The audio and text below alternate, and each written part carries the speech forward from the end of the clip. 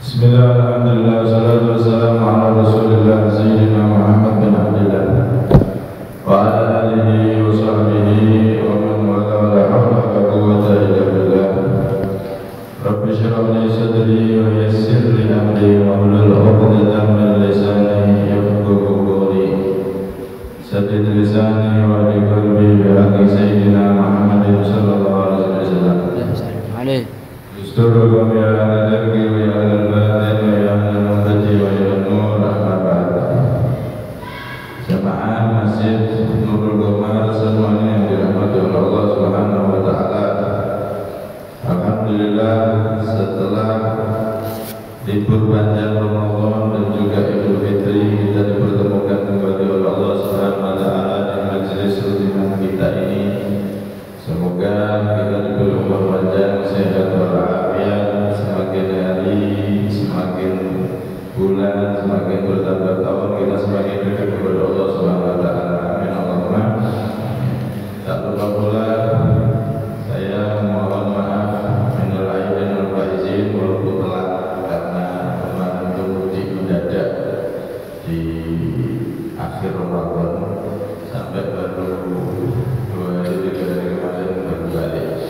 Jadi semoga kita semuanya dosa-dosa kita diampuni semua oleh Allah, baik dosa kecil, dosa besar, dosa yang sengaja maupun dosa yang tidak sengaja, dosa yang kita tidak tahu dan Allah tahu. Semuanya semoga diampuni oleh Allah, baik dosa antara kita sama Allah dan dosa antara kita sesama umat Nabi Muhammad SAW. Amin Allahumma. Hadirin semua yang dirahmati oleh Allah Subhanahu wa taala, kita meneruskan kajian daripada hadis Arba'in Nawawi. Kita masih berada di hadis yang ke-30. An Abi Tha'labah Al-Khushani Jursum bin Nasir radhiyallahu anhu an Rasulullah sallallahu alaihi wasallam qala. Rasulullah SAW bersabda, Inna Allah sesungguhnya Allah Ta'ala faradha memfardukan, mewajibkan faraidu kepada kefarduan atau kewajiban. Fala tudayyi'uha, maka janganlah kalian menyia-nyiakan pada kewajiban tersebut. Wahada, dan memberi batasan itu Allah, hududan kepada batasan-batasan. Fala ta'taduha, maka jangan sampai kalian melampaui pada hudud batasan-batasan tersebut. Dalam hadis ini para ulama mengatakan Inna Allah Ta'ala faradha faraid. Nabi mengatakan Allah itu mewajibkan kewajiban-kewajiban. Yang dimaksud faraid, kewajiban-kewajiban di sini apa? Ya semua perintah Allah, terutama yang menjadi arkanul Islam, rukun Islam. Syahadat, sholat, zakat, puasa, haji, dan semua perintah-perintah yang lain. Itu masuk kategori yang disabdakan Nabi ini, Inna Allah Ta'ala faradha faraid. Kemudian di dalam fikih, ulama fikih itu punya 3 istilah. Ada fardu, ada rukun, ada wajib. Fardu sama rukun ini maknanya bodoh, maknanya sama. Begitu juga wajib, itu juga sama. Karena itu bisa disebut fardu wudu boleh, rukun wudu boleh, wajibnya wudu boleh, terus niat, baca wajah, tangan dan seterusnya. Begitu juga rukun sholat boleh,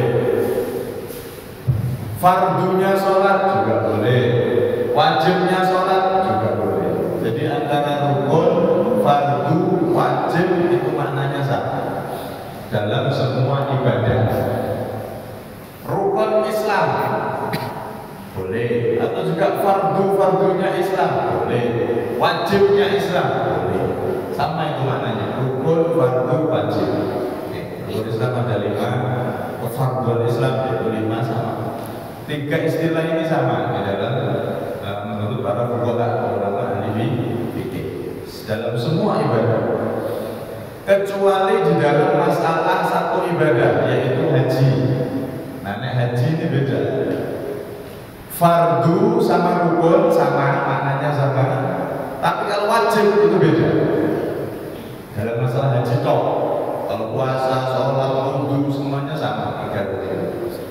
Khusus masalah haji itu beda antara wajib dengan fardu dan rukun, itu beda. Kalau fardu rukun dalam haji sama seperti apa? Seperti wukuf di Arafah. Orang itu kan tanggal 9, kalau haji 9 Dzulhijjah itu kan wajib wukuf di Arafah. Wajib datang ke padang Arafah, lapangan yang namanya Arafah, tempat yang namanya Arafah, terus ke situ. Itu namanya fardu atau rukun haji. Kalau sampai ditinggalkan baik sengaja atau tidak, maka hajinya nggak sah dan tidak bisa diganti denda, nggak bisa. Hajinya tidak sah, nanti dia berbelok, hajinya itu dijadikan umroh, tahallul dengan umroh, dan nanti tahun depan wajib dia untuk haji lagi untuk menunaikan wukuf Arafah tadi yang terlewat. Ini namanya fardu atau rukun dalam haji, nggak bisa diganti dengan denda. Lain halnya yang kedua dalam masalah haji, ada yang disebut wajibnya haji. Kalau wajib dalam haji itu seperti apa? Lempar jumroh. Lempar jumroh itu hukumnya wajib. Nah, sesuatu yang wajib dalam haji ini umpama ditinggalkan sengaja atau tidak, pokoknya ditinggalkan, maka hajinya tetap sah, cuman wajib bayar denda. Hajinya sah. Ini ada perbedaan dalam masalah haji tentang rukun, fardu, beda dengan yang namanya wajib. Khusus dalam haji. Makanya ketika kita haji itu harus benar-benar dipelajari mana yang rukun harus dilakukan, tidak boleh ditinggalkan sama sekali, tidak bisa diganti denda. Mana yang wajib, kewajiban haji itu apa aja diketahui dan dilakukan. Kalaupun tertinggal hajinya tetap sah, tapi wajib bayar denda. Seperti batal jumroh tadi itu ditinggal tidak apa-apa, hajinya sah, tapi wajib bayar denda. Masuknya dalam wajibatul haji. Nah, kalau dalam ibadah yang lain, fardu, rukun, wajib, 3 kalimat ini maknanya sama. Nah, ini dalam istilah menurut para fuqaha. Kemudian di sini Rasulullah SAW meneruskan, fala tudayyuha, jangan kalian menyia-nyiakan kefarduan, kewajiban yang telah diberikan oleh Allah tadi. Semua perintah Allah baik sholat ataupun lainnya jangan disia-siakan. Kita jalankan perintah Allah dengan sepenuh hati. Kita lakukan perintah Allah dari sholat, perintah yang paling penting, zakat, puasa, haji, dan perintah-perintah yang lain. Kita berusaha untuk melaksanakannya dengan benar, didasari dengan ilmu, dan juga kita sempurnakan dengan yang sunnah. Karena puasa ada yang wajib, puasa Ramadan, ada puasa sunnah 6 hari setelah Syawal, di bulan Syawal itu sunnah. Setelah itu ada Senin Kamis sunnah juga. Ada yang lebih puasa di tengah bulan, nah, itu juga sunnah 3 hari. Puasa-puasa sunnah, puasa Arafah dan lain-lain. Yang wajib kita perhatikan, kita lakukan dengan sungguh-sungguh. Yang sunnah juga berusaha kita lakukan, walaupun belum bisa istiqomah, tapi ya berusaha. Kadang-kadang sebenarnya dilakoni. Sholat juga sama, yang wajib kita berusaha pegang erat, kita lakukan, kita lengkapi dengan yang sunnah, qobliyah, ba'diyah, sholat duha walaupun 2 rakaat, sholat 3 rakaat. Kita berusaha untuk melakukan, jangan berhenti di yang wajib saja, tapi yang sunah-sunah juga kita lakukan. Zakat wajib, selain zakat, sedekah biasa, sedekah untuk anak yatim, fakir miskin, dan seterusnya.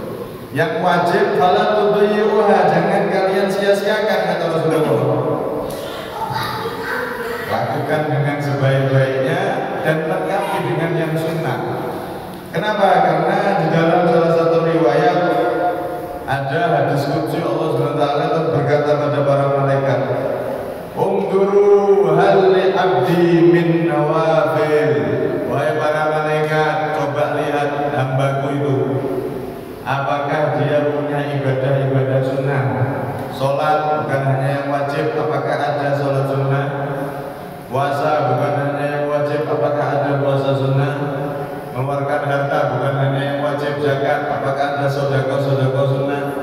Lihat, wahai para malaikat, lihat itu hambaku, apakah dia punya ibadah sunnah?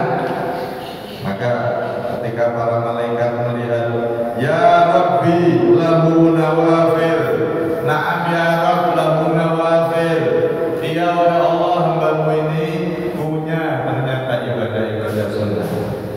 Maka apa yang dikatakan oleh Allah, ujburu faridatahu min nafilati, kalau begitu wahai hambaku, yang sunnah-sunnah tadi itu jadikanlah wahai malaikat sebagai tambahan kewajiban-kewajiban yang ia lakukan ketika ada kekurangan. Kita puasa Ramadan, mungkin kadang-kadang ya masih aja matanya lihat sesuatu yang seharusnya tidak dilihat.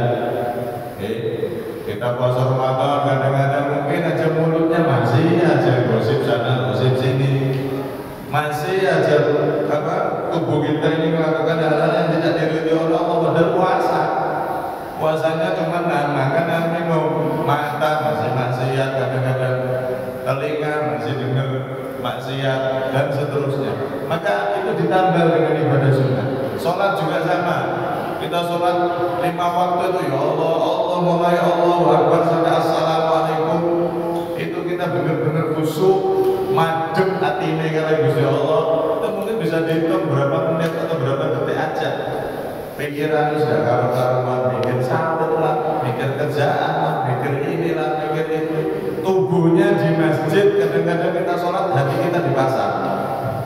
Tubuhnya di masjid sujud, tapi hatinya di pasar, atau hatinya di kebun jagung, mikirin jagung, nggak kerosot, sujud lagi.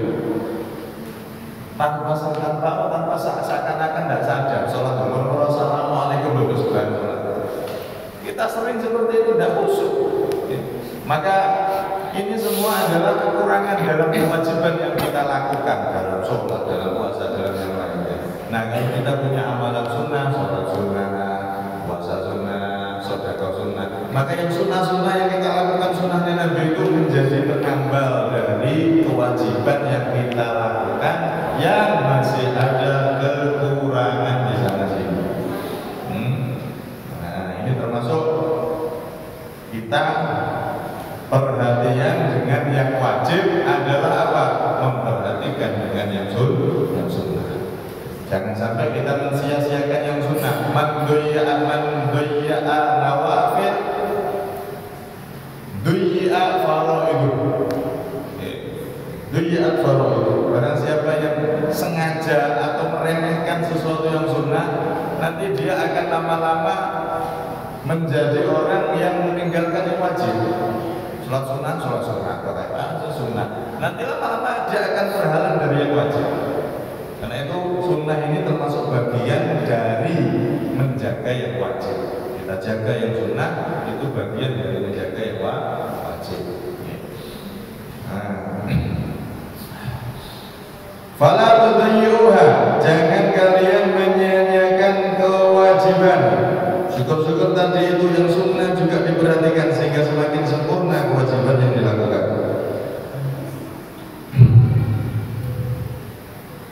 Di dalam salah satu hadis, kalau ada orang itu sholat asal-asalan, sholatnya tidak pakai ilmu, atau sholat tapi tidak pakai adab,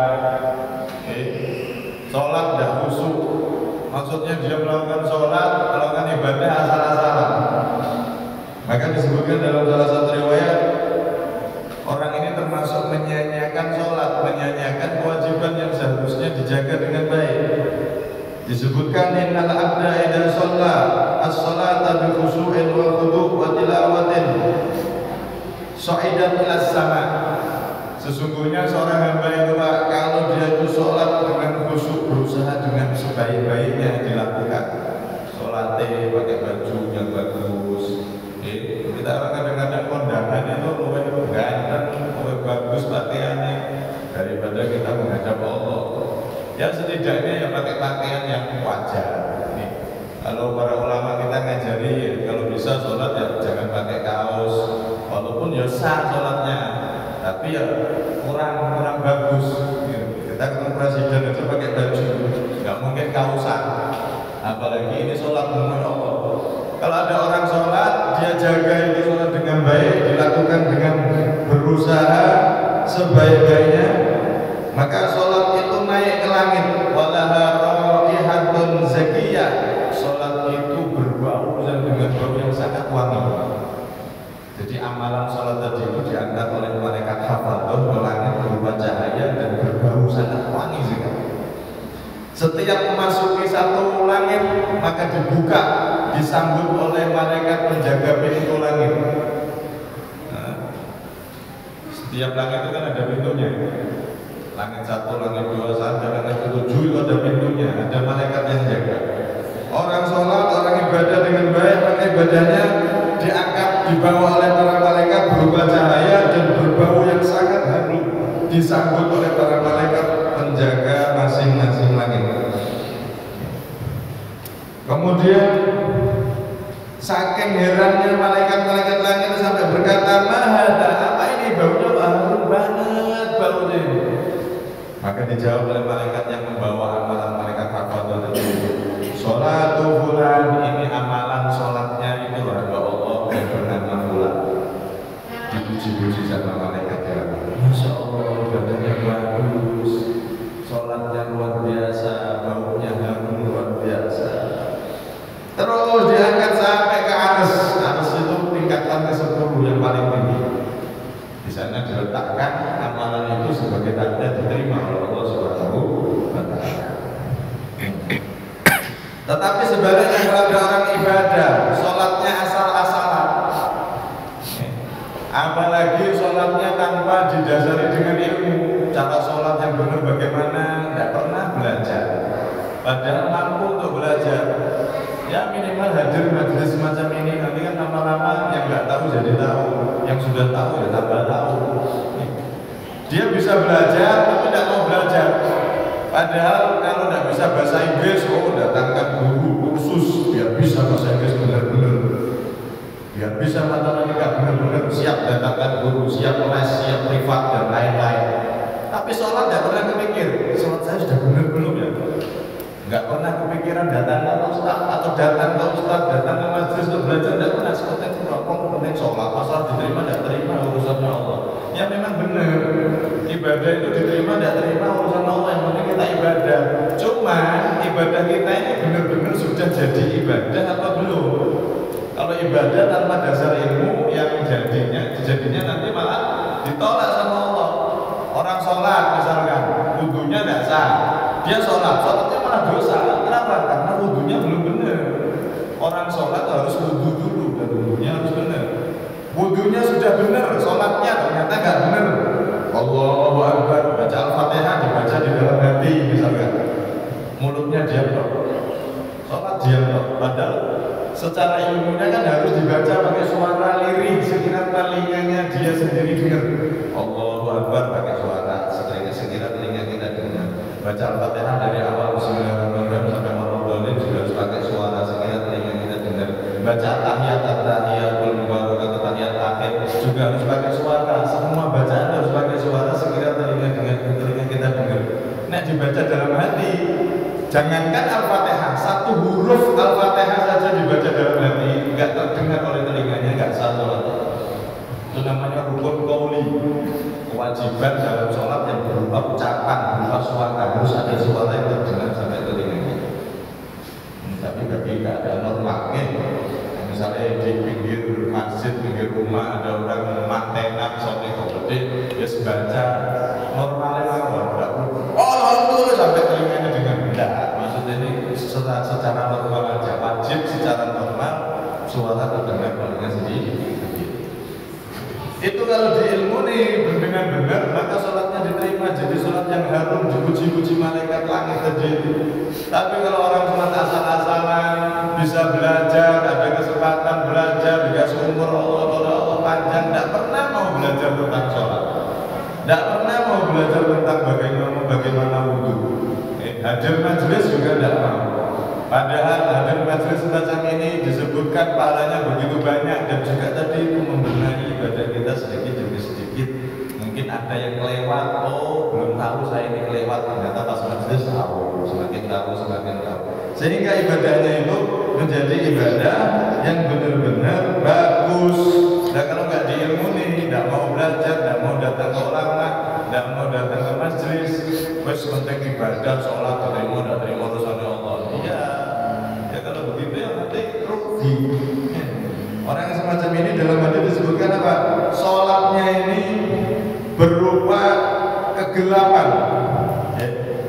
Ketika sholat yang sudah asal-asalan tanpa dasar ilmu ini tadi, dia melaksanakan sholat, dia melaksanakan puasa, melaksanakan ibadah, tapi tidak didasari dengan ilmu sama sekali, tidak ada usaha untuk belajar, pasrah mau jadi, pasrah mau jadi. Tapi kalau untuk urusan duit tidak pernah pasrah, harus bekerja keras. Urusan jodoh tidak pernah pasrah, harus cari yang cantik. Tidak urusan ibadah pasrah, isoku ini sholat begini, kok pasrah.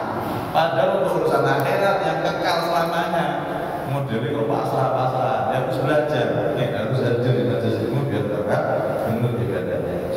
Nah kalau ada orang yang seperti itu asal-asalan, sholatnya diangkat oleh malaikat berupa kegelapan.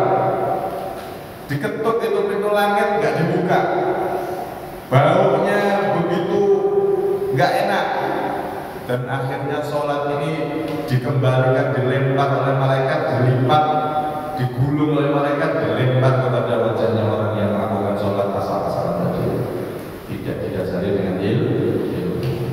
Nah karena itu penting kita hadir di majelis ilmu semacam ini agar kita semakin tahu cara ibadah secara zahir maupun secara batin kepada Allah Subhanahu wa taala. Kita ibadah dan kita juga semakin bersih ketika hadir majelis yang semacam ini, kita semakin dekat kepada Allah Subhanahu wa taala.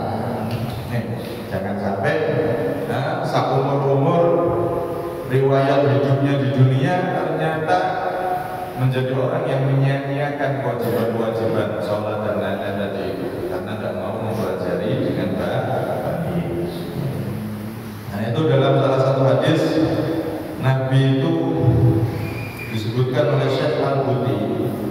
Nabi itu kan banyak dalam hadis itu banyak, tidak terhitung sudah, nganjurkan umatnya untuk hadir di majelis ilmu, belajar ilmu agama, bisa hadir di majelis semacam ini, bisa belajar secara khusus privat sama ulama, bisa baca Quran juga bisa, belajar dengan ustadz siapa bisa. Hadir di majelis ilmu semacam ini sampai-sampai dalam salah satu hadis beliau bersabda apa? Majlisu ilmin khairun min ibadati mi'ati sanatin. Masya Allah. Hadir majelis ilmu semacam ini, ilmu yang di situ diajarkan bagaimana kita menjadi hamba Allah yang benar, kita menjadi hamba Allah yang semakin dekat sama Allah. Nah, ilmunya Nabi SAW, hadir majelis ilmunya Nabi semacam ini, itu kata beliau apa? Lebih baik daripada ibadah 100 tahun. Khairun min ibadati mi'ati sanah. Masya Allah. Hadirnya kita mempelajari ilmunya Nabi seperti ini, itu lebih baik daripada kita di rumah ibadah sampai 1000 tahun. Kenapa? Ya karena itu tadi Pak, dalam majelis ilmu itu kita akan semakin tahu, semakin terbenahi ibadah kita, semakin baik dan semakin dekat kita kepada Allah Subhanahu wa taala, dan kita terhindar dari yang namanya menyia-nyiakan kewajiban, menyia-nyiakan ibadah, karena kita semakin tahu ilmunya, semakin tahu cara yang benar bagaimana ibadah itu. Nah kalau orang sibuk ibadah kok tidak pernah hadir majelis ilmu, ya akhirnya seperti itu tadi, dia terhitung menjadi orang yang mudayyi' lil faraid, orang-orang yang menyia-nyiakan kewajiban, karena pasti ada celah, ada sesuatu yang kadang kita tuh tidak tahu. Kadang kita tidak tahu. Karena itu banyak sekali hadis Nabi menganjurkan kita berhadir di majelis yang semacam ini. Karena itu, di sini kewajiban-kewajiban yang diberikan oleh Allah Subhanahu Wa Taala jangan kita sia-siakan. Jangan kita sia-siakan. Satu cerita mungkin pernah kita ceritakan. Sayyidina Umar itu pernah memberi hadiah kuda yang sangat bagus, paling bagus saja diberikan salah seorang pemuda. Akhirnya kata beliau, fara'aitul ladzi, aku melihat fara'aitul ladzi akhadahu qad bayya'ahu. Aku melihat pemuda itu tak kasih kuda yang paling bagus, saya tak lihat ternyata malah disia-siakan itu kuda. Padahal itu kuda dambaan para pemuda. Bahasa sekarang itu kayak motor paling bagus, dulu kan kuda. Motor yang paling bagus itu dambaan semua pemuda. Kuda yang paling bagus dambaan para pemuda saat itu. Dikasih Sayyidina Umar. Hadiah itu nilainya itu ada dua sisi.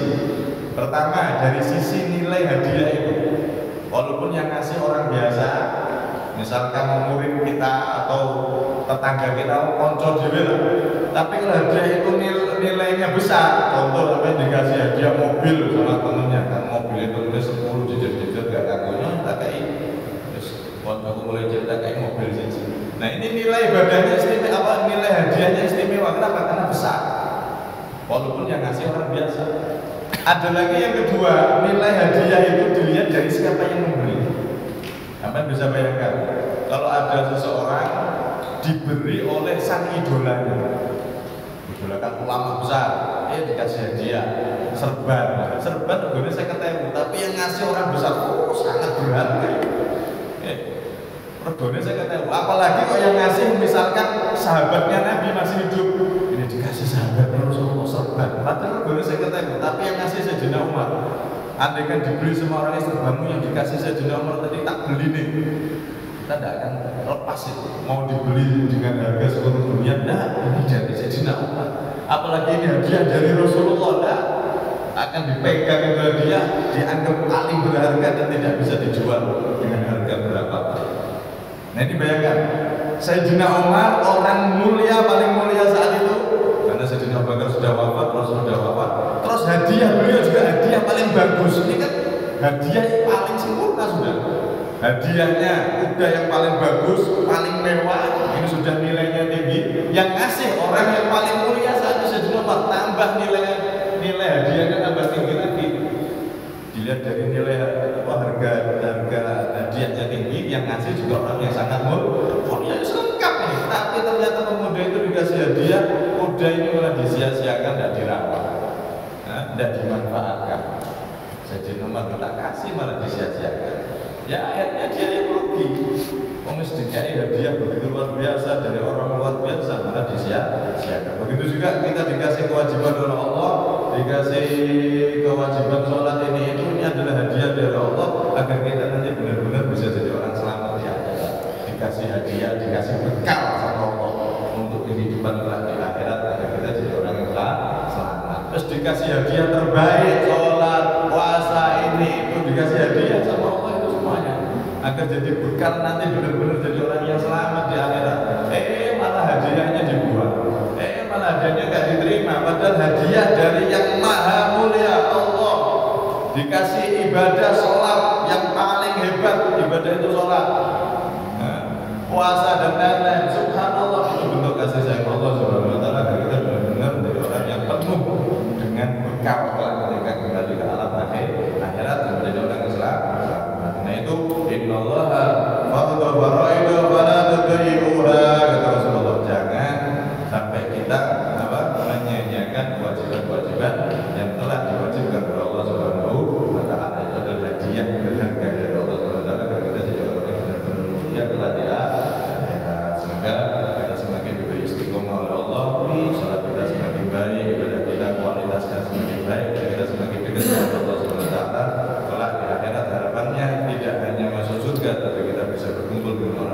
mulia, berkumpul dengan manusia paling mulia, Rasulullah datang di surga ya Allah Subhanahu wa taala. Amin Allahumma amin. Berikutnya minta maaf dan ini wassalamualaikum warahmatullahi wabarakatuh.